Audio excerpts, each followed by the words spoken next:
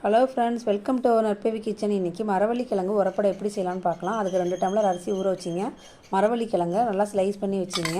அதுக்கப்புறமா கடாயில் oil add பண்ணி பச்சை மிளகா, வெங்காயம் இதுக்கு நிறையா ஆட் பண்ணணும். கருவேப்பிலை இது எல்லாத்தையும் நல்லா வதக்கிங்க.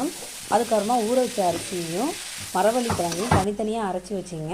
அந்த அரைச்சதை ரெண்டுத்தையும் ஒன்றா கலந்துட்டு அதில் தேவைக்கேற்ப உப்பு, மஞ்சத்தூள், சோம்புத்தூள் 2 ஸ்பூன் போட்டுங்க.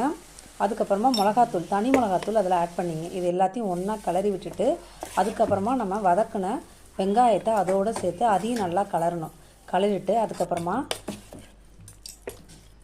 ஸ்டவ்வை பற்ற வச்சுட்டு அதில் தோசைக்கல்லை போட்டுட்டு கல் சூடாகணுன்னா அதில் நம்ம கிளறி வச்சுருந்த மாவை கையால் தட்டணும். ரொம்ப தண்ணியெல்லாம் இதில் கலக்க கூட இந்த பாத்திரம் இருந்தால் தான் அடை நல்லா டேஸ்ட்டாக இருக்கும். கையால் தட்டிட்டு அதில் 1 ஸ்பூன் ஆயில் விட்டுட்டு அடையை 2 பக்கமும் திருப்பி போட்டு எடுத்தால் சுவையான அடை ரெடி.